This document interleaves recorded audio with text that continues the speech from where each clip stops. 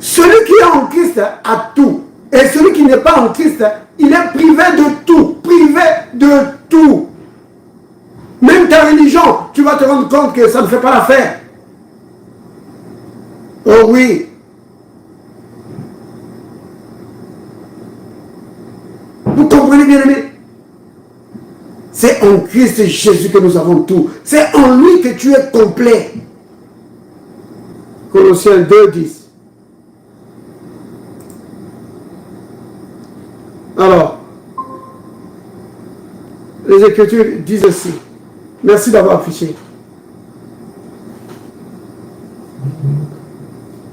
Vous avez tout pleinement en lui.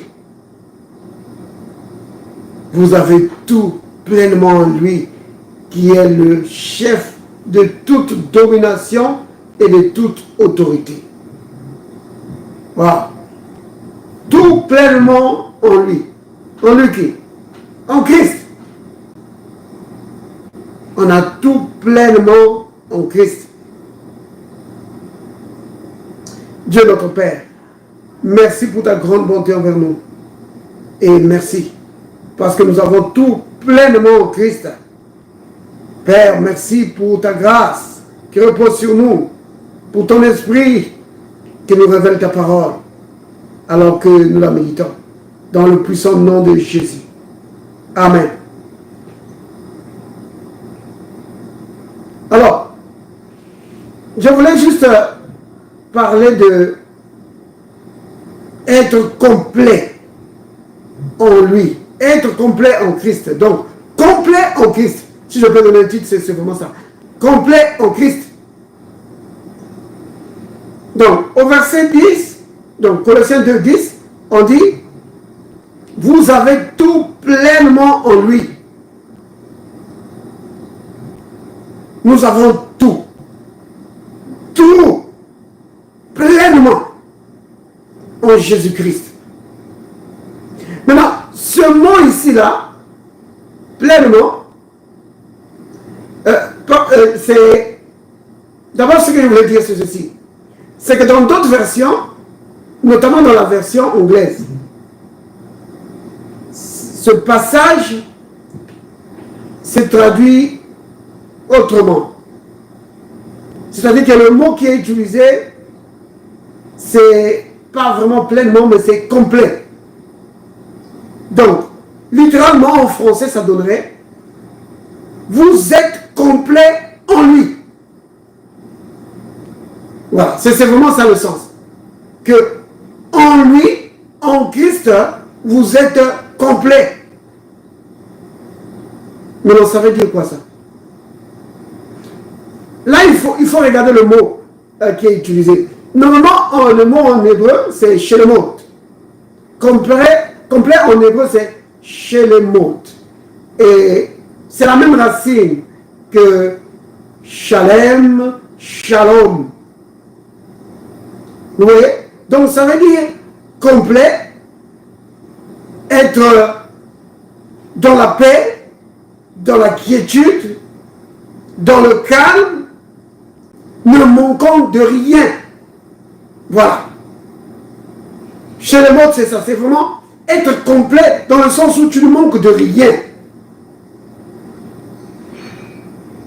Tu es vraiment bien. Tu es vraiment bien. Tu ne manques de rien.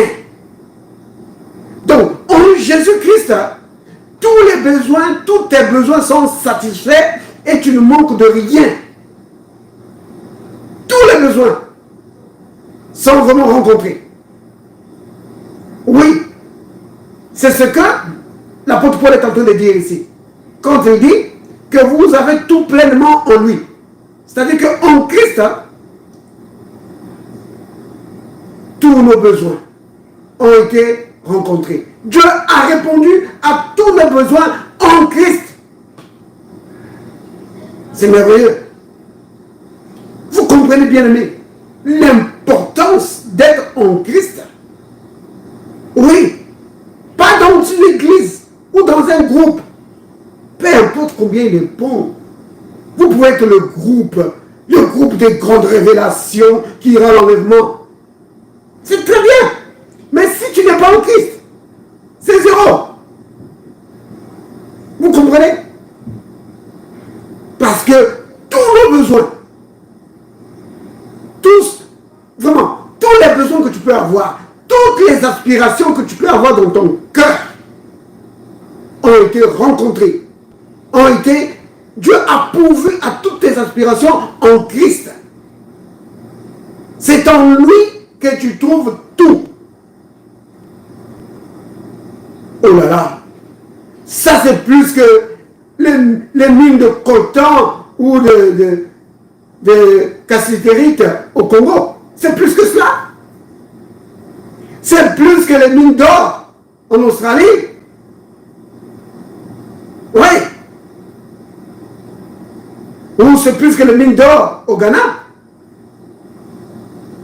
En lui, en Christ, tu as tout. Tu as tout pleinement en lui. Tu as tout en lui. Ouais. C'est plus que les mines de diamants en Afrique du Sud. Ouais. Tu as tout en lui. Oh là là. Quelle richesse en Christ Jésus. Quelle richesse. Oh bien-aimé. Celui qui abandonne le Christ pour suivre les choses de néant, disant, oh, c'est le serviteur confirmé par Dieu, c'est lui seulement nous devons honorer. Mais tu te trompes, bien-aimé. C'est en Christ que tu as tout. Si tu abandonnes le Christ, tu abandonnes une richesse que tu ne pourras jamais avoir. Jamais. Oh oui. L'apôtre, le Christ lui-même, il dit que le royaume de Dieu, c'est vraiment comme quelqu'un qui a vu vraiment un trésor et il a vendu tout ce qu'il a. Oui, à cause du Christ, tu abandonnes tout ce que tu as pour le suivre parce que c'est le trésor, un trésor que tu ne pourras jamais avoir.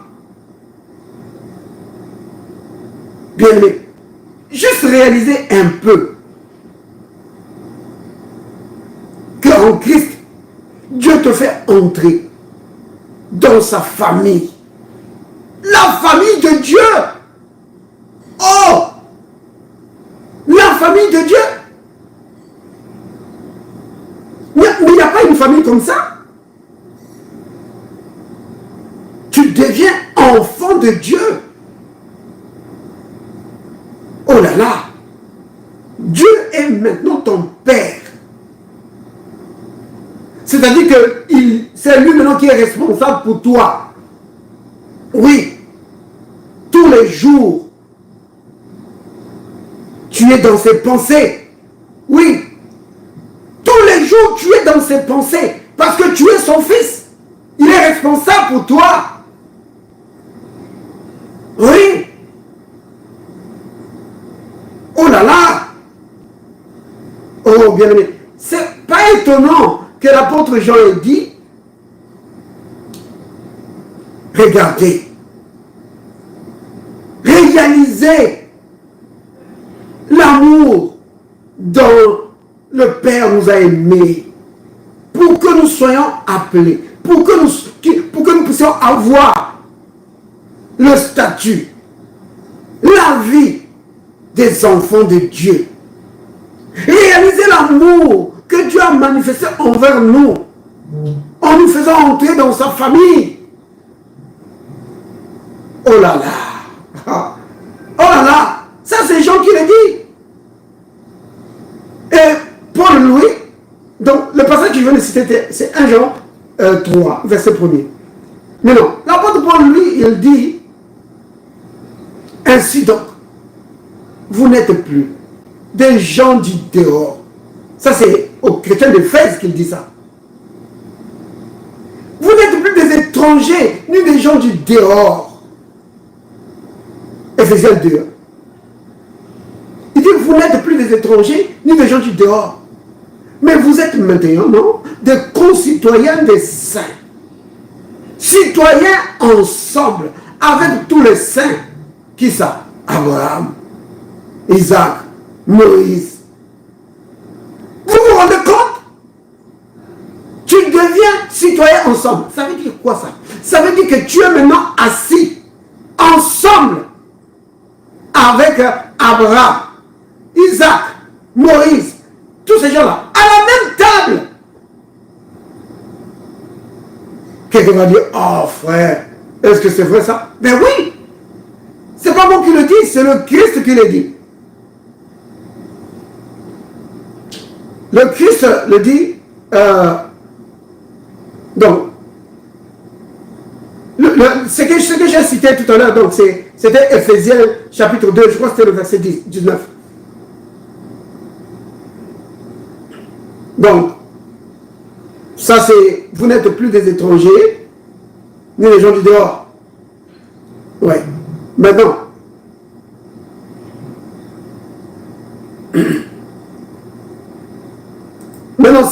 si vous prenez par exemple dans Matthieu, au chapitre 11,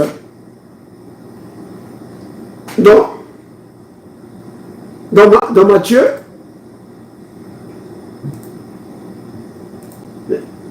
un instant, Matthieu,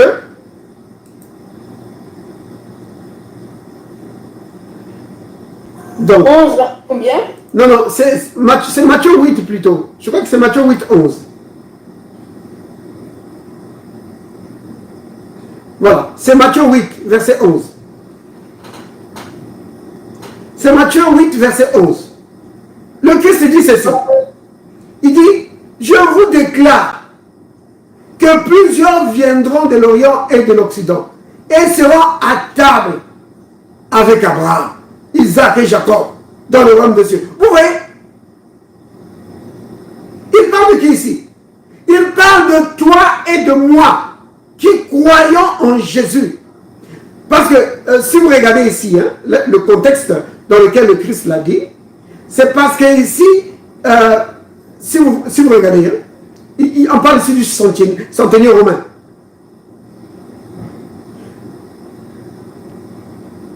Le centenier, il a manifesté une foi qui était tellement grande que le Christ était dans l'admiration. Alors il a dit que même en Israël, je n'ai pas vu une telle foi, une si grande foi. Vous voyez? Donc, le monsieur ici, le centenier, il n'était pas un juif. C'était pas un israélite, c'était un romain. Mais il avait une telle foi. Alors le Christ, il annonce ici déjà l'avènement de l'Église. Il dit que les gens viendront des quatre coins de la terre. Et à cause de leur foi en Christ Jésus, ils vont s'asseoir à la même table qu'Abraham, Isaac, Jacob et tous ces saints. Oui, parce que nous sommes concitoyens des saints ensemble. Oui, avec tous ces grands hommes de Dieu. Vous voyez? Mais comment tu accèdes à ça? Tu accèdes à ça en Christ. Vous voyez? C'est au travers de Christ que tu accèdes à ça. Dieu nous a donné tout. Il nous a donné accès à toutes ces richesses en Christ Jésus. En Christ, nous avons accès à tout. Nous avons pleinement. Tous nos besoins sont rencontrés en Christ. Oh, c'est merveilleux. Bien-aimé, c'est merveilleux de savoir cela. Que tous nos besoins sont rencontrés en Christ Jésus.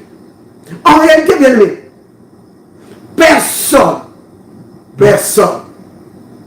ne sera vraiment complet s'il n'est pas en Christ. Tu peux amasser beaucoup d'argent, tu peux parcourir le monde, faire des grands exploits sur la terre, mais si tu n'es pas en Christ, si tu n'es pas connecté avec le Christ, tu n'es pas complet. Tu n'es pas complet. Il y a quelque chose qui te manque. Oui. Donc il y a un gros trou, mais un trou béant au-dedans de toi. Tu peux essayer de remplir ça avec ta religion. Ça ne fera pas l'affaire. Ça ne sera pas suffisant. Tu peux te réjouir d'appartenir maintenant à la religion des miracles ou d'appartenir aux disciples du grand prophète qui a la révélation des derniers temps. Tu peux appartenir au groupe qui se réjouit d'être ceux qui ont été choisis pour aller à l'enlèvement. Tu peux te réjouir de tout ça. Mais bien aimé, tout ça, ce n'est que des mirages. Oui, ce n'est que de l'utopie. Tu te trompes seulement à toi-même si tu n'es pas connecté à Christ. Si tu n'es pas en lui, tu n'as rien. Celui qui est en Christ a tout. Et celui qui n'est pas en Christ, il est privé de tout. Privé de tout. Même ta religion, tu vas te rendre compte que ça ne fait pas l'affaire. Oh oui. Vous comprenez, bien aimé? C'est en Christ Jésus que nous avons tout. C'est en lui que tu es complet. Vous voyez, c'est comme avec les puzzles, donc les jeux de casse-tête. Il y a des pièces qui doivent s'emboîter. Et je vous assure que dans le puzzle que toi tu as, que chacun de nous avons, il y a un endroit, il y a une place où tu dois mettre le Christ. Il n'y a que lui qui va à cet endroit-là. Dans ta vie, il n'y a que lui qui peut occuper cette place-là. Si tu essaies de mettre une autre pièce, tu vas essayer, tu peux forcer. Mais tu vas voir que ça ne tient pas le coup. Parce que la pièce, quand tu la mets dans un puzzle, non seulement il faut que ça aille bien à l'endroit, mais il faut que ça concorde avec les alentours. Oui, tu vas voir que ça ne tient pas debout. Oui. Tu vas voir que ça ne tient pas debout. Ouais, ça ne tient pas debout. Vous comprenez? Il n'y a que le Christ. C'est seulement en lui que tu peux être complet. En Jésus-Christ, tu es complet. Je me souviens d'un monsieur, un compatriote canadien, Jim Woodford. Jim pensait qu'il avait tout. Son boulot, donc son travail, lui avait rapporté assez d'argent. Il vivait une vie aisée. Il n'avait besoin de rien. Alors, de temps en temps, il se sentait comme s'il y a quelque chose qui n'allait pas. Il se dit, oh, j'ai besoin certainement d'une nouvelle voiture, une voiture de sport. Alors il s'achète une voiture là, de sport là, bien. Il commence à conduire sa voiture, à faire la vitesse. Mais pendant qu'il conduit sa voiture, il sent que la voiture, ça ne fait pas l'affaire. C'est une voiture luxueuse, mais ça ne fait pas l'affaire. Oh, peu importe ce que ça peut être. Ça pourrait être une Mercedes ou une Ferrari ou je ne sais pas ce que vous voulez. Ça ne fera pas l'affaire. Alors il s'est dit, mais j'ai peut-être besoin d'un bateau. Il me faut un bateau. Quand je serai sur l'océan, avec mon bateau, en train de passer de bons moments, je vais m'étendre là. Oh, je pense que je serai en paix. Je serai complet. Il achète le bateau. Et il navigue. Mais étant dans son bateau, il ne se sent pas bien. Mais un jour, il s'est trouvé devant la présence de Jésus. Et le Christ lui dit, Jim, ton temps n'est pas encore arrivé. Tu dois retourner sur la terre. Il dit, Seigneur, pendant toute ma vie, j'avais cherché cela. J'avais un besoin. Je ne savais pas ce que c'était. Mais maintenant que je t'ai vu, je sais maintenant que c'est de toi que j'avais besoin. Pourquoi veux-tu me retourner sur la terre? Laisse-moi ici, s'il te plaît. Je ne veux pas te déranger. C'est curieux. Vous comprenez bien, aimé? Il a trouvé maintenant la pièce qui lui manquait dans sa vie. Bien aimé, Dieu Moulford, oui, c'était un incroyant. Il ne connaissait pas Dieu. Quand on lui parlait de Dieu, il ne voulait pas rien entendre. Il a découvert cela. Mais, bien aimé, tu peux être un homme religieux. Si tu ne mets pas Jésus au centre de ta vie, tu ne seras pas complet. Oui. Jusqu'à ce que Jésus, le Christ, soit ton ami. Oui. Jusqu'à ce que tu prennes plaisir à passer du temps avec lui, à marcher avec lui. Tu ne seras jamais complet. Oui. C'est vraiment capital. Donc je reviens à Colossiens 2, 10. Vous avez tout pleinement en lui. Vous êtes complet en Christ. Oh, j'aime bien ce mot. Et notamment la traduction anglaise. En lui, vous êtes complet. Vous ne manquez de rien. Oh là là. Ça nous fait penser à David. Le psaume 23. Colossiens 2, 10 va ensemble avec le psaume 23. Notamment au verset 1. L'Éternel est mon berger. Je ne manquerai de rien. Bien-aimés, nous vivons vraiment dans le psaume 23. Oui. Quand tu es en Christ, tu es vraiment complet. Tu ne manques de rien. Tu ne manques pas de guérison. Tu ne manques pas de travail. Tu as tout ce dont tu as besoin. Tu ne manques de rien, bien-aimé. Oh, béni soit le nom du Seigneur. Donc, Dieu a mis la réponse à tous nos besoins en Christ Jésus. Donc, c'est en lui que tu peux prendre tout ce dont tu as besoin. Et ce n'est pas compliqué, parce que tu te trouves en lui. Donc, tu puises en lui. Vous voyez? La Bible dit, 1 Pierre 2, verset 24. Lui, par le maître sur duquel vous avez été guéris. Donc, la guérison se trouve en lui. Le salut se trouve en lui. Regardez ce passage.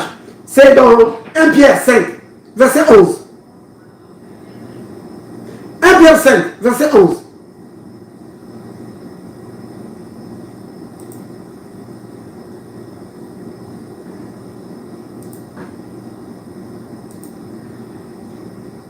Pierre 5, verset 11. La Bible dit ceci. Et voici ce témoignage. C'est que Dieu nous a donné la vie éternelle. Et que cette vie se trouve dans son Fils. Vous voyez? Dieu nous a donné la vie éternelle. Et il a mis ça où? Dans son Fils. C'est quel verset? 1 Jean 5, verset 11. Ah, moi j'avais compris 1 Pierre 5. 1 Jean 5, verset 11. T'as dit 1 Pierre 5. Désolé. Donc c'est 1 Jean 5, verset 11. Vous voyez? Dieu nous a donné la vie éternelle. Oui, bien aimé. Dieu nous a donné la vie éternelle. C'est quoi ça? C'est sa propre vie. C'est sa propre nature. Il nous l'a donné. Mais où la trouves-tu? Mais c'est dans notre église que tu vas la trouver. Ah oui, si tu veux la vie éternelle, viens dans notre église. Crois à notre prophète et tu auras la vie.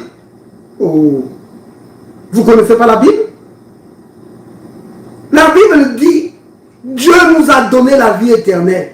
Et cette vie éternelle se trouve en son Fils, pas dans une église, pas dans un homme, en son Fils. Celui qui a le Fils, hein, il a la vie. Oh oui, celui qui n'a pas le Fils de Dieu n'a pas la vie. Vous comprenez bien aimé? C'est vraiment important ça, de comprendre ça. Si tu comprends ça, tu vas échapper aux manipulations des hommes.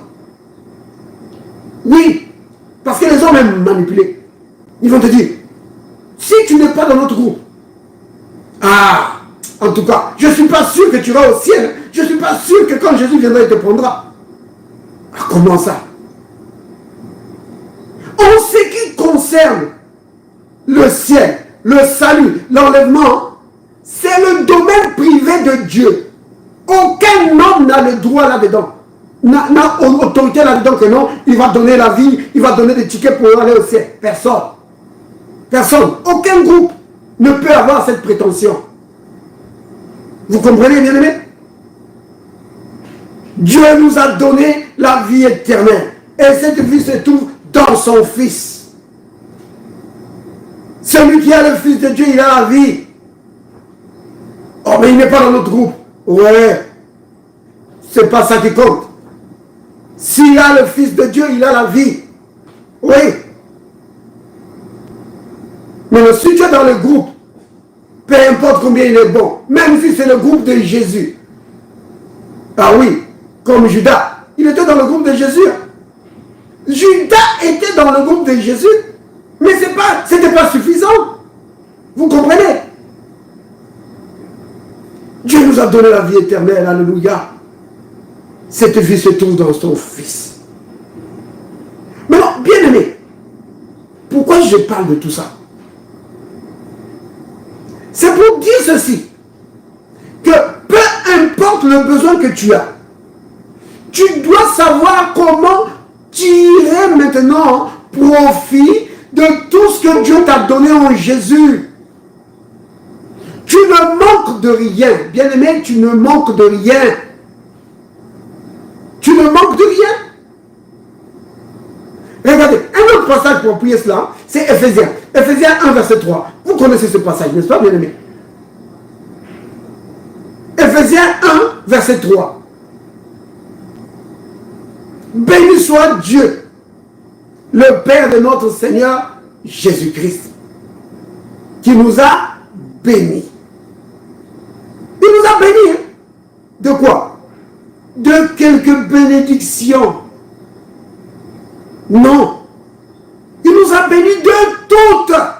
Vous entendez, bien aimé? Toutes. C'est combien? Ephésiens 1, verset 3. Donc, béni soit Dieu, le Père de notre Seigneur Jésus-Christ, qui nous a bénis de toutes sortes de bénédictions. Toutes sortes. Bien aimé, quand on dit tout, c'est tout, non? C'est pas tout sauf, non, c'est tout. Vous comprenez? Donc ça rejoint vraiment Colossiens 2, 10. Que nous avons tout pleinement en Christ.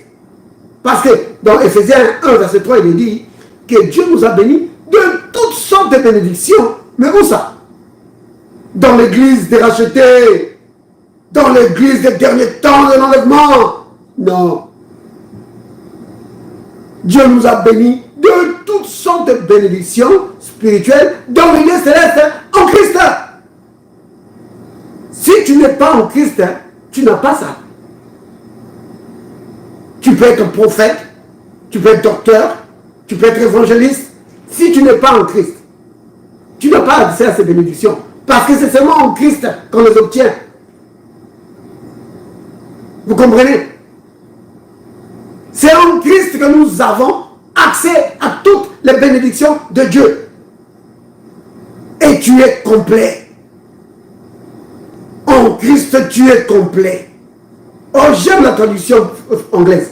qui dit que vous êtes complet en Christ. Tu es complet en Christ. Ça veut dire ceci, que quand la maladie attaque ton corps, tu dis, maladie, tu n'as pas de place en moi. Parce que en Christ Jésus, je suis complet.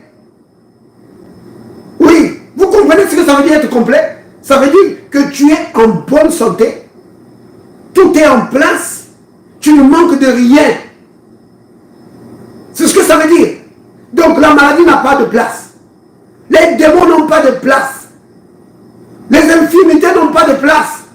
Parce qu'en Christ, tu es complet. Tu es complet en Christ. Tu ne manques de rien. Vous comprenez bien, aimé? Mais comment est-ce que je vais aller prendre ces choses alors? C'est là où intervient la foi. C'est ta foi qui va aller chercher ces choses que Dieu t'a données pleinement en Christ. La bonne santé, il te l'a donnée en Christ Jésus. C'est à toi. Mais tu dois pouvoir te saisir de cela par ta foi. Le salut, c'est à toi. C'est en Christ Jésus. Et comment tu vas prendre cela? Par ta foi. Et mais comment je fais? Je fais comment? D'une manière pratique. Je fais comment? Oh, tu veux la pratique? Eh bien, c'est Romains 10, verset 9 à 10. Romains 10, verset 9 à 10, nous donne vraiment les détails pratiques. Comment posséder ce qui nous revient en Christ Jésus. Donc, l'apôtre Paul, alors qu'il écrivait aux chrétiens de Rome, leur montre ce qu'il fallait faire. Il leur dit ceci. Si tu confesses de ta bouche. Maintenant, ici, quand les gens voient le mot confesser, souvent ils se disent, ah oui, ouais, je dois confesser, je dois aller confesser mes péchés. Non, ici on ne parle pas de confesser. Le mot confesser ici, ça veut dire déclarer. Vous voyez? Donc, si tu déclares de ta bouche que Jésus-Christ est Seigneur de ta vie, et si tu crois dans ton cœur que Dieu l'a ressuscité des morts, alors tu es sauvé. Pourquoi? Parce que c'est en croyant du cœur qu'on parvient à la justice. Et c'est en confessant de la bouche qu'on parvient au salut. Vous voyez? Donc, c'est en confessant de la bouche que tu t'es saisi du salut que Dieu t'a donné. Vous voyez? Mais je fais comment? Mais tu parles. Tu dis, Père, merci pour la bonne santé que tu m'as donnée en Jésus. Oui, par le maître de Jésus, j'ai été guéri. Maladie, je rejette ta présence dans ma vie. Je brise ton pouvoir dans ma vie. Au nom de Jésus. Oui, je rejette la maladie et je déclare que la guérison est à moi. Par le maître de Jésus, j'ai été guéri. Tu vois? C'est comme ça. Ça, c'est vrai pour la guérison. C'est vrai pour les autres bénédictions que Dieu t'a données en Jésus-Christ. Tous tes besoins, bien-aimés. Tu ne manques de rien. Tu ne manques pas de travail. Tu ne manques pas de mariage. Tu ne manques pas d'enfants en Jésus. Tu as tout ce dont tu as besoin en Jésus. En Jésus, tu es complet. Chez les morts, tu ne manques de rien. Tu es en paix. Oui. Jésus satisfait tous tes besoins. Tu es en paix. C'est pourquoi je répète encore que, bien-aimé, si tu as besoin de quelqu'un d'autre à côté de Jésus, alors tu n'as pas encore rencontré le vrai Jésus. Parce que le vrai Jésus te satisfait. Quand tu rencontres le vrai Jésus, tu te dis, lui seul me suffit. Oui, lui seul il rencontre tous mes besoins. Je n'ai besoin de personne d'autre. Vous comprenez? Il est incomparable. Jésus est incomparable. Dans d'autres termes, on dit il est saint. Quand tu dis qu'il est saint, que le Seigneur est saint, tu es en train de dire que le Seigneur est incomparable. Il est incomparable par son amour, par sa bonté, par sa miséricorde, par sa puissance. Oh, béni soit le nom du Seigneur. Nous avons tout pleinement en lui. Pleinement en lui, bien-aimé. Oui. Vous avez compris, hein? Donc, tous tes besoins sont rencontrés en Christ Jésus. Et ta foi, tu ne dois pas dire, oh Seigneur, donne-moi maintenant la foi. Donne-moi la foi. Non. La foi aussi, il t'a donné. Dieu t'a déjà donné la foi. Selon Jude 1, verset 3. Que la foi a été donnée une fois pour toutes aux saints. La foi, Dieu t'a donné la foi. Tu vois? Alors tu dois apprendre à utiliser la foi que tu as déjà. Apprends à l'utiliser pour aller chercher les bénédictions que Dieu t'a déjà données. Tu ne manques de rien. Alléluia. Béni soit le nom du Seigneur. Alors bien aimés, disons tous ensemble, Père, merci pour ta grande bonté. Père, merci pour ta grande bonté. Ta grande bonté. Oui, en Christ Jésus, j'ai pleinement tout. Oui, en Christ Jésus, j'ai pleinement tout. Je suis complet en lui. Je suis complet en lui. Je ne manque de rien. Je ne manque de rien. Béni sois-tu, Père. Béni sois-tu, Père. Au nom de Jésus. Au nom de Jésus. Amen. Amen. Oh là là. Les autres, je crois que vos micros étaient fermés. Hein? Non, c'est pas grave. Ok. Soyez bénis, bien-aimés.